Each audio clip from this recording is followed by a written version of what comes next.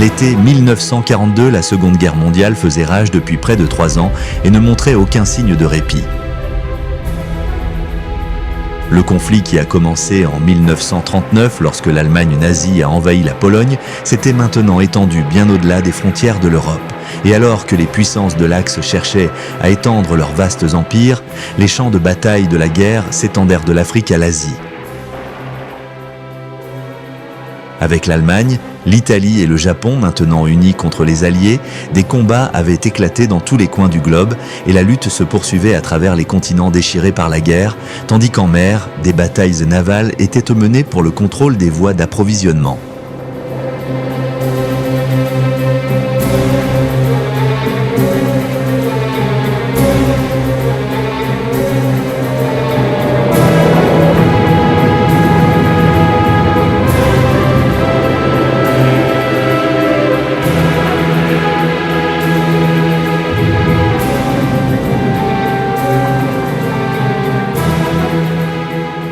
Alors que l'Axe resserrait son étau sur les eaux auparavant tranquilles de la Méditerranée, le risque que les Alliés combattant en Afrique du Nord soient découpés devenait de plus en plus grand et l'avenir de leur offensive dans le désert occidental était loin d'être assuré.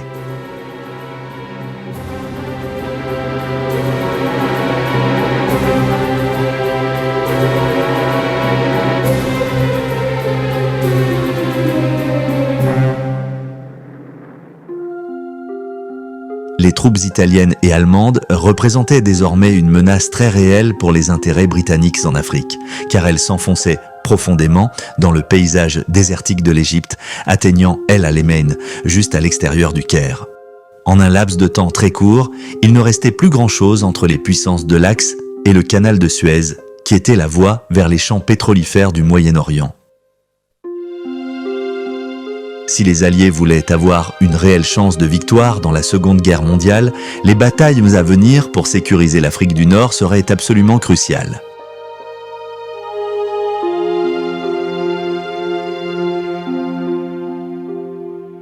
Ironiquement, cependant, le leader de l'Allemagne nazie ne se concentrerait pas entièrement sur l'Afrique du Nord, car la détermination d'Adolf Hitler à détruire le communisme s'est avérée être plus forte que son désir de pénétrer en Égypte.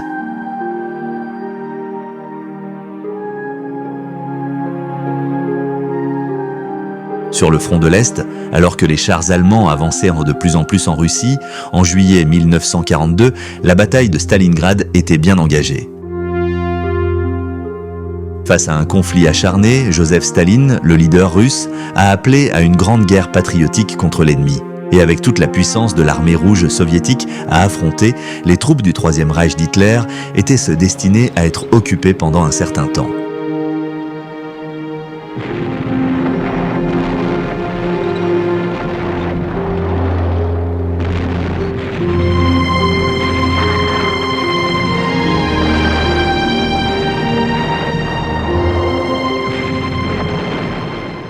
Et pendant ce temps, en Extrême-Orient, malgré les immenses gains territoriaux des alliés japonais d'Hitler, la marée qui avait jusqu'à présent été en faveur de l'Axe commençait lentement à se retourner contre eux. En mer, la bataille de Midway, qui s'est déroulée en juin 1942, s'est avérée être une victoire cruciale pour les Alliés dans le théâtre de guerre du Pacifique.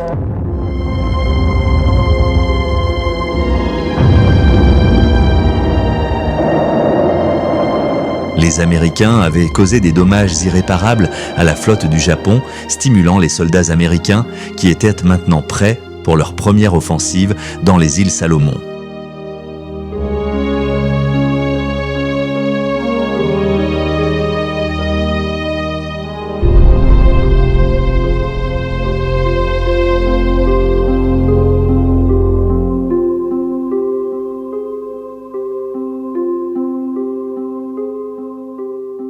Le continent africain avait été un champ de conflit entre les empires occidentaux bien avant le déclenchement de la Seconde Guerre mondiale, et alors que des colonies européennes étaient établies à travers le continent au début du XXe siècle, il ne restait plus grand-chose que les habitants autochtones pouvaient appeler leurs propres.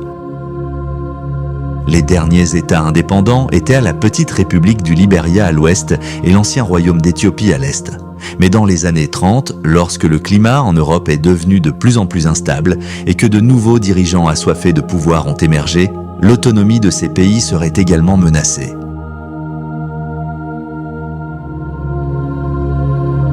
Le Suez était d'une grande importance stratégique car il reliait la mer Méditerranée à la mer Rouge, offrant un passage vers les riches champs pétrolifères du Moyen-Orient.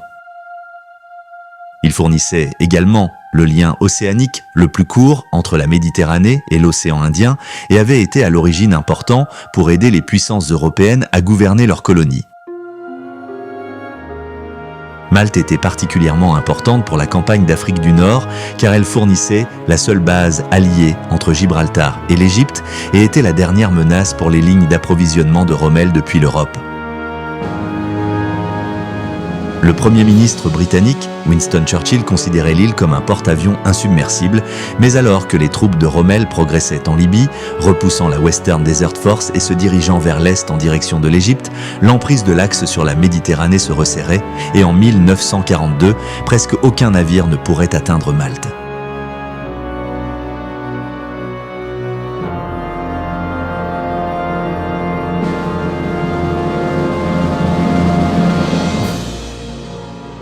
Hitler et Mussolini manquèrent de ressources pour prendre à la fois le Caire et Malte en même temps.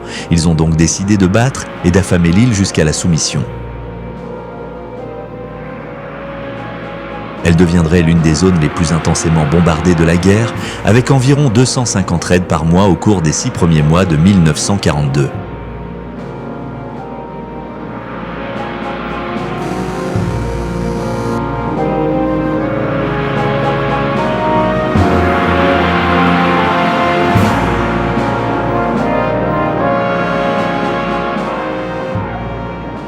La destruction de l'île était inimaginable et des milliers de personnes ont été tuées ou blessées lors des attaques. Leur dévouement à la cause alliée n'est cependant pas passé inaperçu et ils ont reçu la croix de George pour leur héroïsme, tandis que le président américain Franklin D. Roosevelt a décrit l'île comme une petite flamme brillante dans l'obscurité.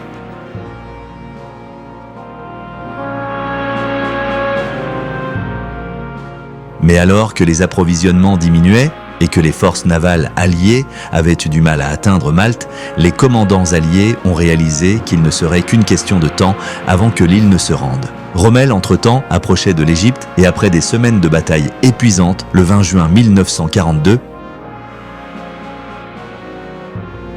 il avait capturé Tobrouk. 10 jours plus tard, ses panzers atteignaient El Alamein, une gare sur la côte de l'Égypte, à seulement 60 miles d'Alexandrie.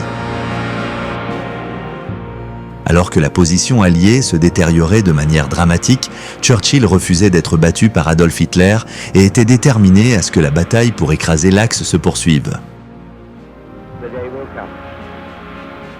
It will come when British and American armies march into countries not as invaders but as liberators, and when from the soil that spring up in passionate hope and valiant effort the peoples who have been held down under a cruelest of barbarian yoke. Bien que Churchill soit déterminé à vaincre Hitler, la situation britannique était maintenant critique. En plus des gains de l'Axe en Europe et en Afrique, il y avait de graves préoccupations pour l'avenir de l'Empire britannique en Extrême-Orient. Singapour était tombé, tout comme la Birmanie, et le risque que les Japonais puissent s'aventurer à travers la frontière en Inde et attaquer de l'Est ne pouvait être ignoré. Pendant ce temps, alors que les Allemands progressaient en Russie, se rapprochant du Caucase, il y avait la possibilité que de nouvelles armées allemandes descendent du nord à travers l'Iran. S'ajoutant à la menace posée par les Japonais et Rommel, cela signifiait que les forces britanniques au Moyen-Orient pourraient avoir à faire face à l'ennemi de 3 façons.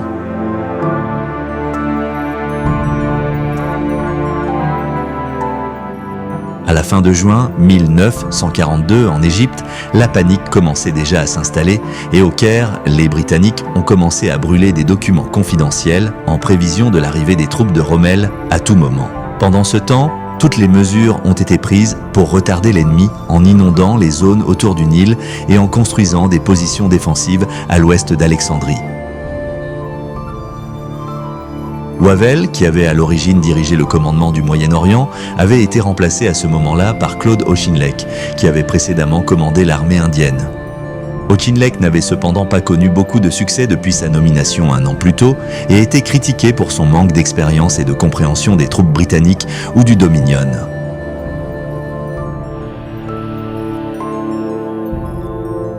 La Western Desert Force, qui avait maintenant changé de nom pour devenir la 8th Army, était composée de divisions de tout l'Empire britannique, y compris l'Afrique du Sud, l'Australie et l'Inde. La confiance que les commandants du Dominion et britanniques avaient en Auchinleck diminuait cependant à l'été 1942 et les relations étaient de considérablement tendues. Néanmoins, le sort de l'Égypte reposait maintenant entre leurs mains et l'avenir d'Auchinleck dépendait de leur succès.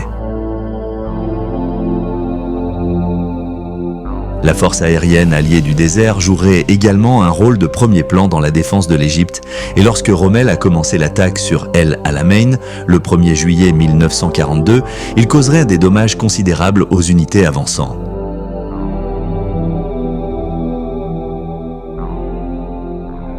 Les avions de la RAF ont fortement bombardé les routes d'approvisionnement déjà fragiles et tandis que les colonnes mobiles britanniques attaquaient de l'ouest et du sud, bientôt les hommes de Rommel étaient épuisés et à court de fournitures.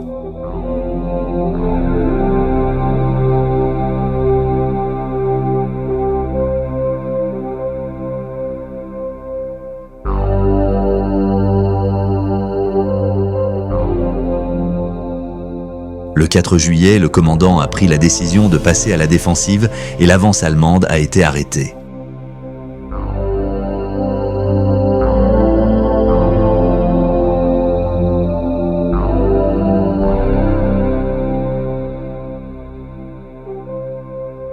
Pour Churchill, ce n'était pas suffisant. Il a exhorté Auchinleck à attaquer à nouveau et à éliminer la menace de l'Axe, mais les défenses de Rommel ont tenu bon. Et alors que les batailles se poursuivaient tout au long de juillet, à la fin du mois, le commandant britannique n'avait d'autre choix que de mettre fin aux opérations offensives.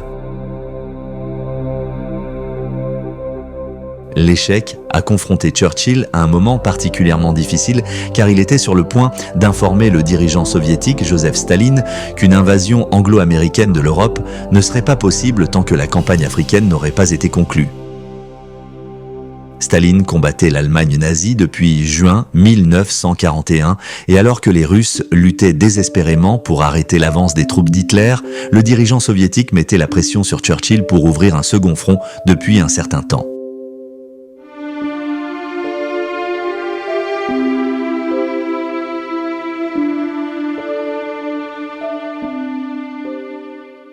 Alors que Staline espérait une invasion de l'Europe occupée, les commandants britanniques avaient cependant conclu qu'une invasion alliée du nord-ouest de l'Afrique, où la France de Vichy détenait des territoires au Maroc, en Algérie et en Tunisie devrait être la priorité.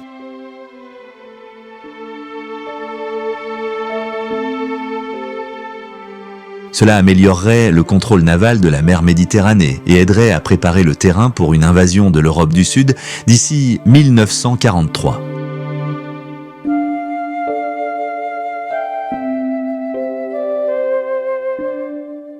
Bien que les Américains n'étaient pas aussi enthousiastes que leurs homologues britanniques, Roosevelt a soutenu Churchill lorsqu'il a suggéré l'invasion de l'Afrique du Nord. Néanmoins, avec l'Égypte toujours menacée, la position alliée dans la région était précaire pour le moins.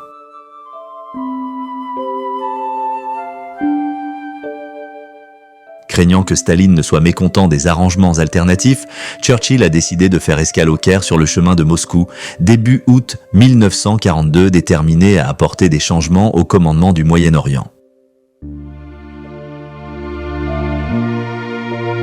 À ce moment-là, le moral parmi ceux de la 8e armée s'était considérablement dégradé et avec des plaintes circulant à propos d'Auchinleck, Churchill a décidé qu'il devrait être remplacé par le général Harold Alexander. Alexander avait un parcours exemplaire, avec des récompenses pour héroïsme couvrant les 2 guerres mondiales, mais plus important encore, il comprenait l'importance de maintenir le moral parmi les troupes et était très respecté par les hommes qu'il commandait. Avec l'amiral Harwood, qui qui restait en charge des opérations navales, et Arthur Tedder qui commandait les opérations aériennes alliées, Alexander allait maintenant emmener les Alliés dans une nouvelle phase de la campagne du désert occidental. Pendant ce temps, il fallait également considérer le leadership de la 8e armée elle-même, qui avait été commandée plus récemment par Auchinleck lui-même.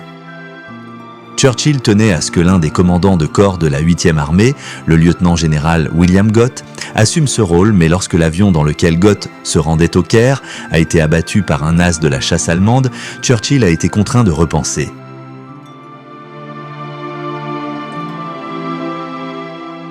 Sir Alan Brooke, le chef de l'état-major général impérial, avait initialement recommandé que le lieutenant-général Montgomery, qui avait dirigé des troupes dans la bataille de France, commande la 8e armée, et bien que Churchill ait rejeté la suggestion plus tôt, avec la perte de Gott, il semble qu'il n'avait pas d'autre choix.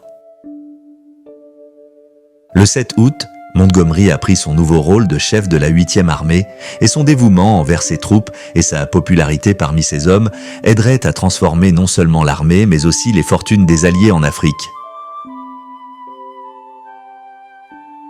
Bien que les changements dans le commandement du Moyen-Orient amélioreraient certainement les chances des Alliés, Churchill devait encore affronter Staline avec la nouvelle que l'Afrique serait prioritaire sur l'Europe.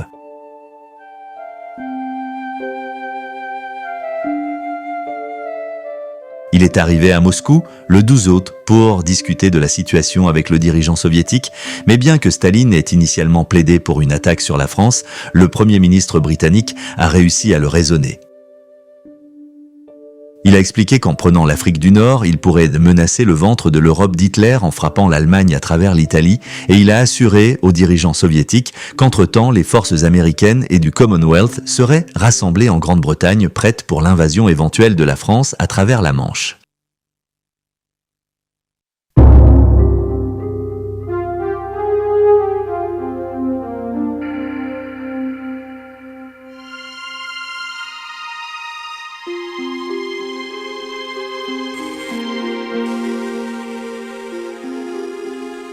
Après des jours de discussion, Staline a finalement donné sa bénédiction à l'invasion de l'Afrique et a assuré à Churchill que les troupes soviétiques pourraient tenir jusqu'à l'hiver. Mais alors que Churchill retournait à Londres, les nazis avançaient déjà sur Stalingrad et les soviétiques s'apprêtaient à affronter leur bataille la plus difficile à ce jour.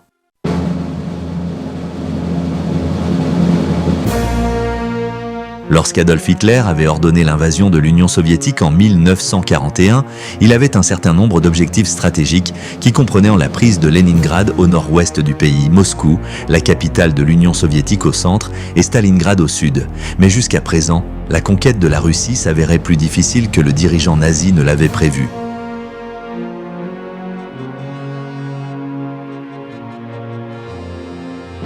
Bien que les troupes d'Hitler aient atteint Leningrad en septembre 1941, ceux qui défendèrent la ville avaient refusé de se rendre, et le siège de Leningrad se poursuivrait pendant 2 ans et demi.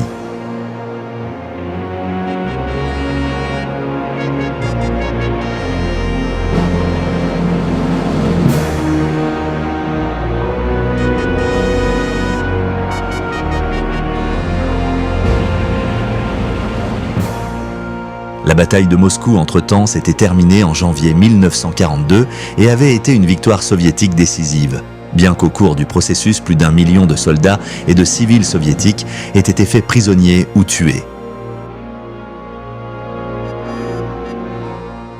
N'ayant pas réussi à capturer Moscou, Leningrad, Hitler avait maintenant placé tous ses espoirs sur la conquête de la ville, qui portait le nom du dirigeant soviétique Stalingrad.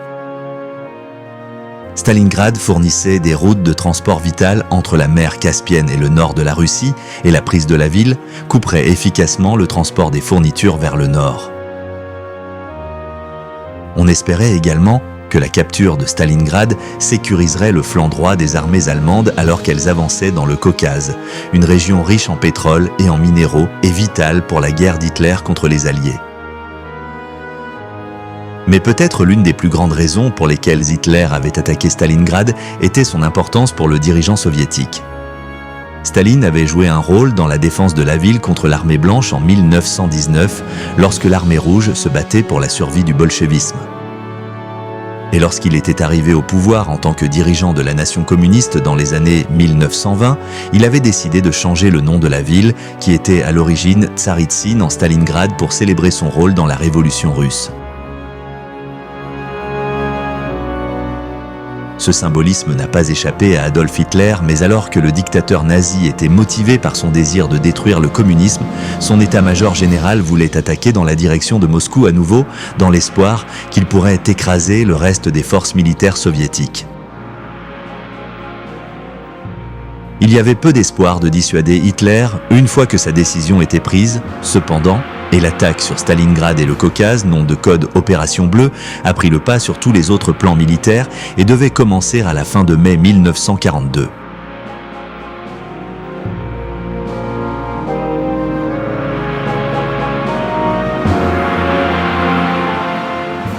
Entre-temps, les Soviétiques avaient reçu une forte indication du dernier stratagème nazi. Une mallette contenant les plans de l'Opération Bleue avait été découverte après qu'un avion allemand a été abattu au-dessus de la Russie. Mais alors que les généraux soviétiques examinaient les documents, Staline était convaincu que l'apparition des plans n'était rien de plus qu'un stratagème délibéré pour tromper les commandants de l'armée rouge et pour détourner les troupes soviétiques de la véritable cible qu'il croyait être Moscou.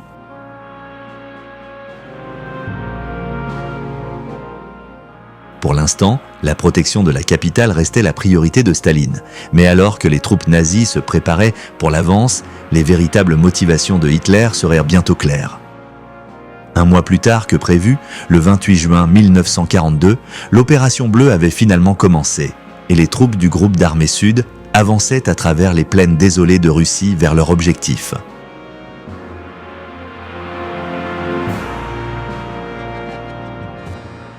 Les forces de l'Axe avaient été divisées en deux groupes. Le groupe d'armée Sud-A, commandé par Wilhelm List et comprenant la 17e armée et la 1re armée Panzer qui avançaient vers le Caucase dans l'extrême sud. Pendant ce temps, le groupe d'armée Sud-B, qui comprenait la 2e armée du général Hans von Salmuth, la 4e armée Panzer et la 6e armée du général Friedrich Paulus, marchait vers l'est en direction de Stalingrad et de la Volga. Il y avait eu des préoccupations parmi les commandants nazis que la décision prise de mener deux opérations simultanément mettrait à rude épreuve les lignes d'approvisionnement et mettrait en péril l'ensemble de l'offensive. Mais dans les premiers stades de l'avance, les progrès du groupe d'armée B vers Stalingrad se sont si bien passés que Hitler a décidé de faire quelques changements à l'ordre de bataille. Croyant que le groupe d'armée B n'avait plus besoin de la 4e armée Panzer, il a ordonné aux chars de se diriger vers le sud pour rejoindre les troupes qui avançaient sur le Caucase.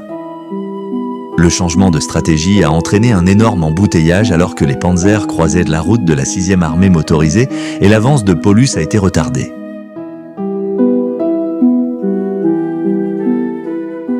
Pendant que la 6e armée attendait, les jours passaient et l'effet de surprise s'évaporait.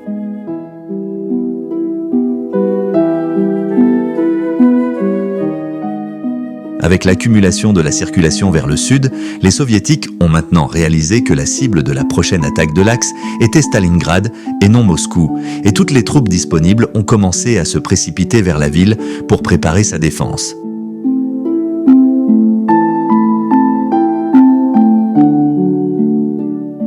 Le général de l'armée rouge, Andrei Yeremenko, a été placé au commandement et a consolidé les forces qu'il avait sur la rive est de la Volga pour préparer leur approche. Mais une fois que le groupe d'armée B était prêt à avancer à nouveau, leur progression a été plus rapide que jamais et bientôt la 6e armée de Paulus avait atteint la rivière Don, qui se trouvait à seulement 40 miles à l'ouest de Stalingrad et de la Volga.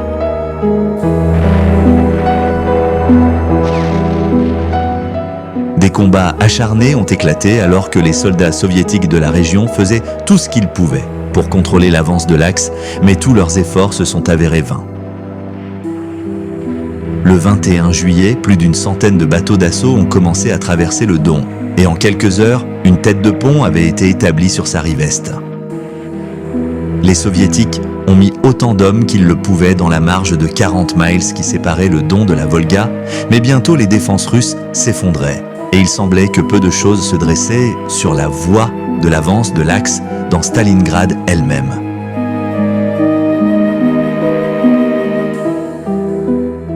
Dans une tentative désespérée pour arrêter l'effondrement soviétique, Staline a ordonné que chaque granule de sol russe soit défendu jusqu'à la dernière goutte de sang, menaçant ceux qui battaient en retraite de mort.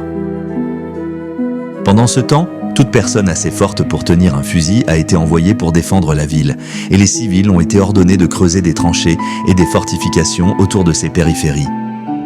Personne n'était exempt de l'effort pour sauver Stalingrad, et les femmes et les enfants travaillaient aussi dur que les soldats pour empêcher les nazis de prendre leur ville.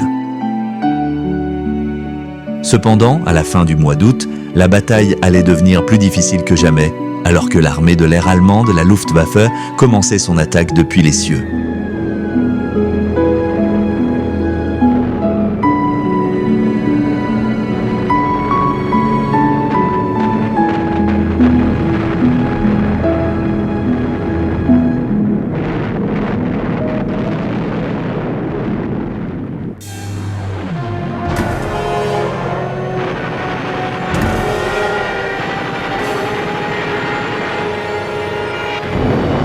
Alors que la ville était réduite en décombres et en ruines, les troupes de l'Axe se rapprochèrent de plus en plus et bientôt la pointe de la 6e armée avait atteint une section de la Volga au nord de la ville. Au début de septembre, Stalingrad était encerclé sur 3 côtés et la véritable bataille allait commencer.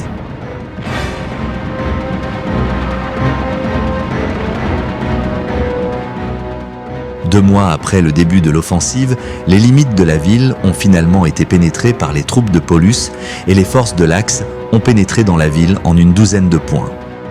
Peu de temps après, les nazis ont coupé la ligne de chemin de fer qui traversait la Russie de Stalingrad à Moscou, détruisant l'une des routes d'approvisionnement les plus importantes du pays.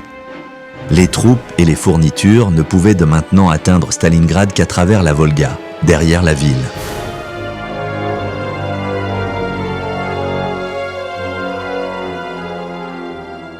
Alors que la situation se détériorait, Staline a ordonné à l'un de ses plus grands commandants, le général Zhukov, de quitter Moscou et de se diriger vers le sud pour coordonner la défense de Stalingrad.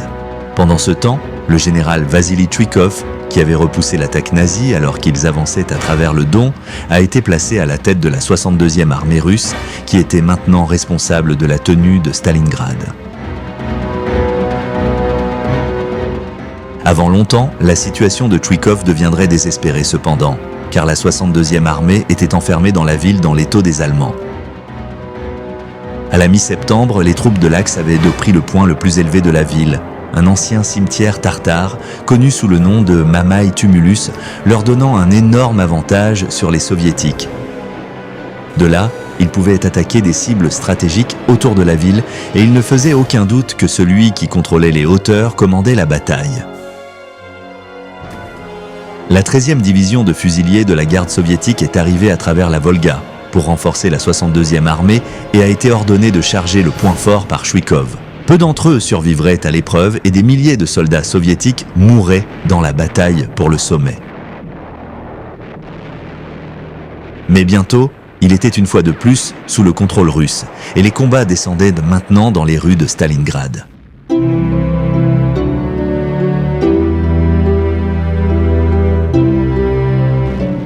La bataille deviendrait l'une des plus sanglantes de la Seconde Guerre mondiale, alors que l'Axe se battait contre les Soviétiques pour chaque ruine, cave et escalier de la ville. Il n'y avait pas de ligne de bataille, seulement des escarmouches brutales d'une rue à l'autre, tandis que les bâtiments infestés de tireurs d'élite transformèrent la zone en une vaste zone de tuerie. Pour ceux qui se battaient à l'intérieur, la vie deviendrait un enfer sans fin de tirs, de faim et de peur, et les pertes des deux côtés seraient immenses.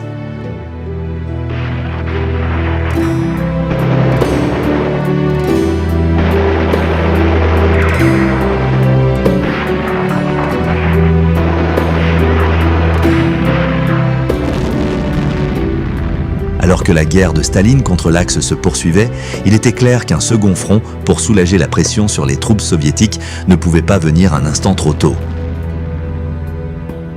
Mais l'invasion de l'Afrique du Nord que Churchill avait promise aux leaders soviétiques n'en était encore qu'à ses débuts et les désaccords entre les commandants américains et britanniques commençaient à menacer le progrès de toute invasion.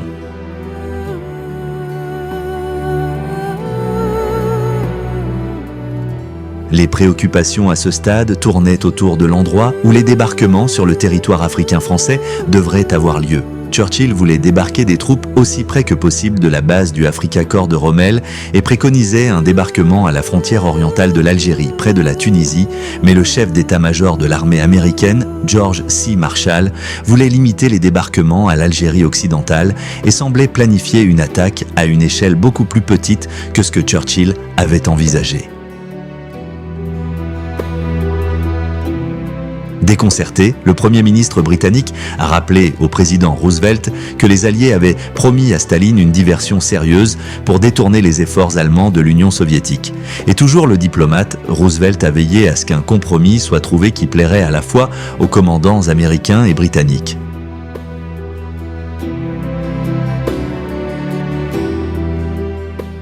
Il a été décidé qu'il y aurait 3 débarquements simultanés. Les forces américaines débarqueraient à Casablanca au Maroc, ainsi qu'à Oran en Algérie, tandis qu'une force combinée britannique et américaine débarquerait à Alger, qui se trouve plus à l'est de l'Algérie et plus près des troupes de Rommel.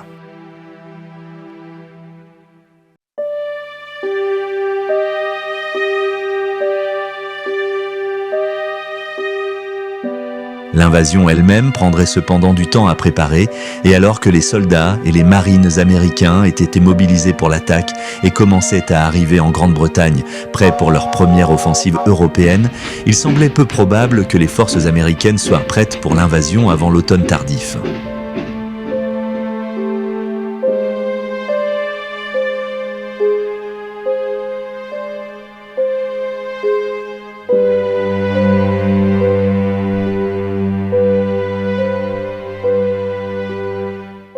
Entre-temps, les commandants américains avaient plus que le théâtre européen de la guerre à affronter. Bien que la priorité des États-Unis ait été de vaincre l'Allemagne nazie lorsqu'ils étaient entrés en guerre en décembre 1941 dans l'Extrême-Orient, les alliés japonais d'Hitler représentaient une menace considérable pour les intérêts alliés.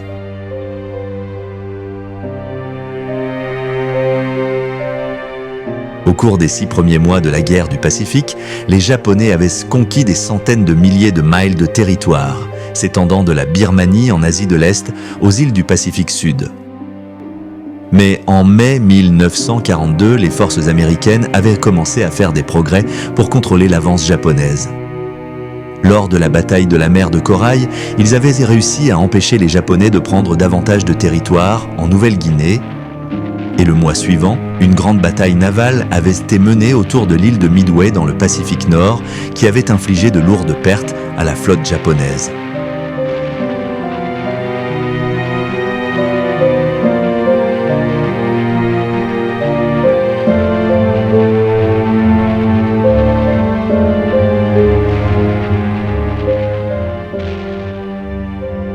Néanmoins, l'Empire du Soleil Levant ne montrait aucun signe de relâchement de sa campagne pour s'emparer de nouveaux territoires et à la mi-1942, il construisait un grand aérodrome sur Guadalcanal dans les îles Salomon.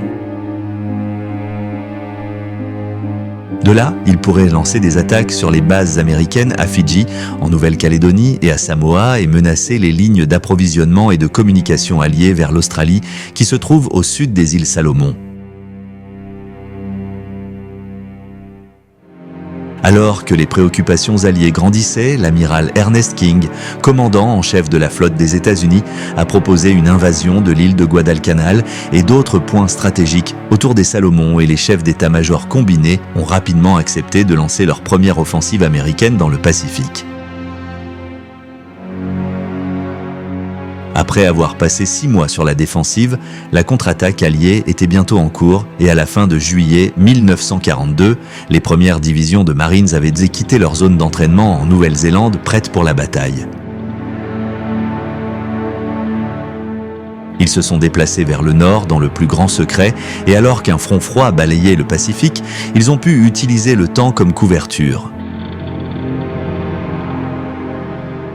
Lorsqu'ils ont atteint les îles Salomon le 7 août, la mer était calme et les Japonais n'avaient aucune idée qu'une attaque allait être lancée. La force de débarquement s'est ensuite divisée en 2 groupes, l'un attaquant Guadalcanal et l'autre attaquant Tulagi et l'île de Floride. Au début, il y a eu peu de résistance de la part des troupes japonaises qui ont commencé à fuir après que le bombardement aérien des avions alliés ait ouvert la voie à l'invasion. Mais dès le deuxième jour, la bataille avait commencé.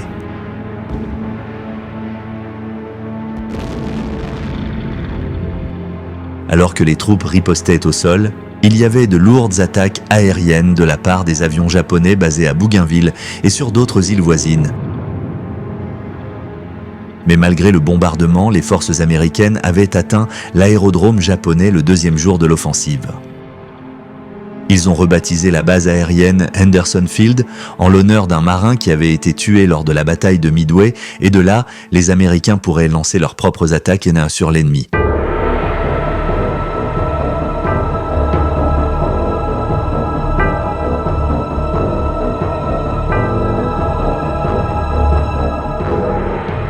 Tout au long du mois d'août, les avions américains et leurs équipages continueraient à arriver à Guadalcanal pour repousser l'ennemi, et les combats aériens entre les avions alliés à l'aérodrome de Henderson et les bombardiers et chasseurs japonais de Rabaul en Nouvelle-Guinée se poursuivaient quotidiennement.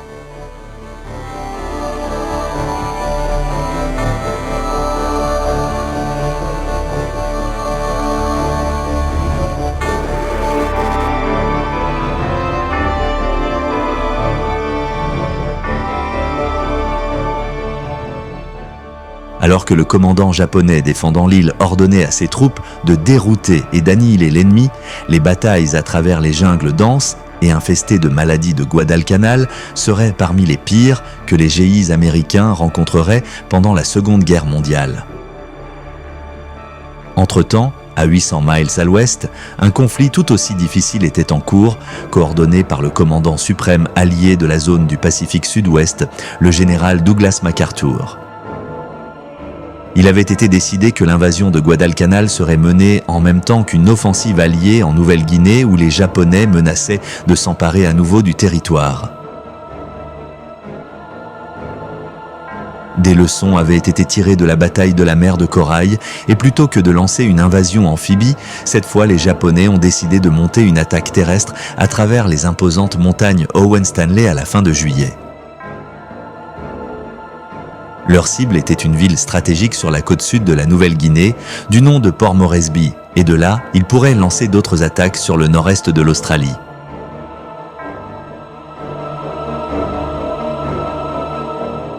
Les Japonais avaient déjà infligé de sévères bombardements à l'Australie, et MacArthur, qui était renommé pour sa détermination, décida de lancer une audacieuse contre-offensive qui garantirait la protection du pays contre d'autres attaques.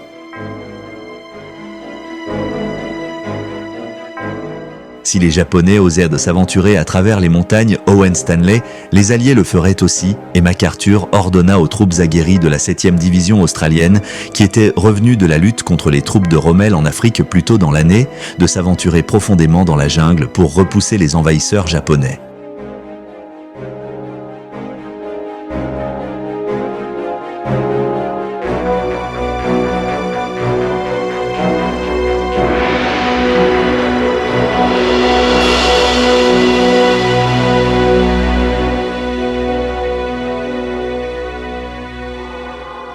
La piste qu'ils ont suivie était la piste de Kokoda, et elle les emmènerait à travers certains des terrains les plus dangereux du sud du Pacifique. À travers des marécages infestés de maladies, des gorges plongeantes et des jungles humides et sombres, les Australiens se sont lancés dans une mission mortelle pour repousser les Japonais.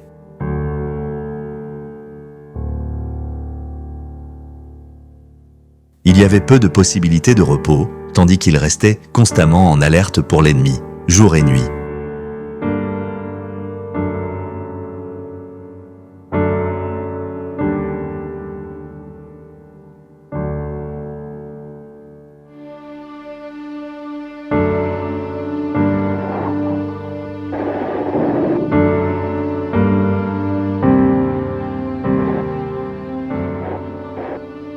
Pendant ce temps, les avions américains survolaient pour larguer des approvisionnements aux troupes qui se battaient au sol, bien que les signaux de fumée que les Australiens envoyaient ne soient pas toujours faciles à trouver.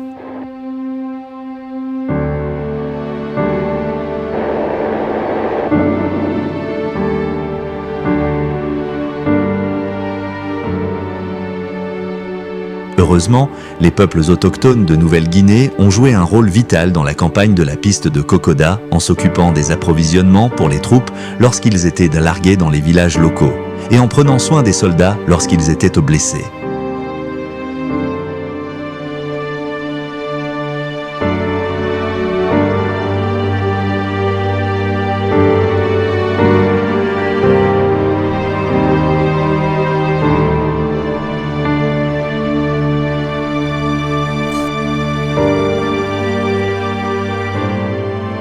Alors que les campagnes dans les Salomon et en Nouvelle-Guinée se poursuivaient à l'automne 1942, il était clair que les batailles pour vaincre les Japonais n'en étaient qu'à leur début. Et alors que les troupes australiennes et américaines tentèrent d'arracher le territoire à l'ennemi, pouce par pouce, il était évident que la guerre dans le Pacifique serait un conflit long et amer. En Afrique et en Méditerranée, il y avait cependant déjà une lueur d'espoir à l'horizon, alors que la bataille se poursuivait contre les forces allemandes et italiennes. En août, une opération avait été lancée pour acheminer des approvisionnements à ceux qui luttaient désespérément à Malte, et 14 navires marchands avaient quitté Gibraltar, protégés par 2 grandes forces de navires de guerre. Tout au long du voyage, les forces alliées ont subi de lourds bombardements de la part des avions de l'Axe et de nombreux navires alliés, y compris des destroyers, des porte-avions et les navires marchands eux-mêmes, ont été coulés ou gravement endommagés pendant le voyage à Malte. Néanmoins, d'ici le 15 août, 5 navires marchands avaient réussi à atteindre l'île, et bien que le siège de Malte soit loin d'être terminé, les approvisionnements qu'ils apportaient signifiaient que pour le moment, l'île pouvait continuer à se battre et la conquête de la Méditerranée par l'Axe n'était pas encore achevée.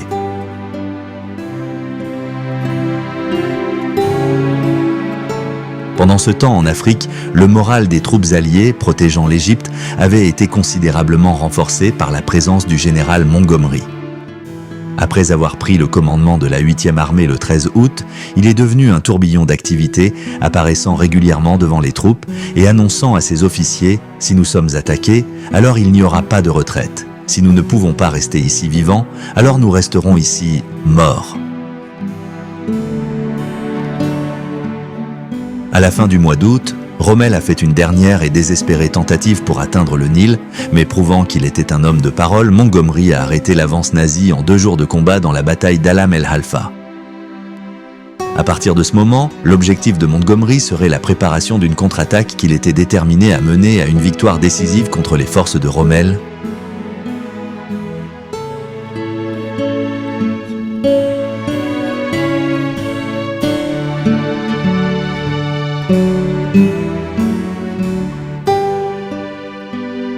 Le commandant britannique a décidé de déplacer son quartier général de campagne plus près du poste de commandement de l'armée de l'air pour mieux coordonner les opérations combinées, afin que l'armée, la marine et les forces aériennes puissent mener leur bataille de manière unifiée et concentrée. Son objectif était de priver Rommel de la force de résister à la 8e armée lorsqu'ils lanceraient leur contre-attaque, et il a ordonné à l'armée de l'air alliée de détruire chaque bande ennemie qu'il pourrait trouver dans la Méditerranée orientale, ainsi que de bombarder les routes maritimes vers le front de Rommel. Le commandant britannique a également concentré les frappes aériennes sur les ports ennemis en Afrique du Nord, de sorte que si les approvisionnements parvenaient à passer, il trouverait pratiquement impossible de décharger les navires à leur arrivée. Pendant ce temps, de Benghazi à El Alamein, il y avait des bombardements réguliers des troupes de Rommel. L'effort combiné a eu le résultat escompté, et en moins d'un mois, moins de la moitié des approvisionnements de Rommel arriveraient. Bientôt, la situation serait inversée en Afrique du Nord, et tandis que les préparatifs se poursuivaient pour l'invasion de l'Afrique du Nord-Ouest, l'Axe serait bientôt confronté à une attaque sur 2 fronts. Rommel savait pertinemment que les forces du Commonwealth britannique seraient bientôt assez fortes pour lancer une offensive contre son armée, et son seul espoir était maintenant que les forces allemandes, qui combattaient dans la bataille de Stalingrad, puissent rapidement vaincre les troupes soviétiques. Les Allemands, avançant à travers le Caucase, pourraient alors menacer l'Iran et le Moyen-Orient et attirer les troupes britanniques loin de sa ligne de front. Mais les espoirs de Rommel seraient tous vains, car à Stalingrad, les Russes préparaient une contre-attaque mémorable et à l'approche de l'hiver 1942, les vents de la guerre étaient sur le point de tourner.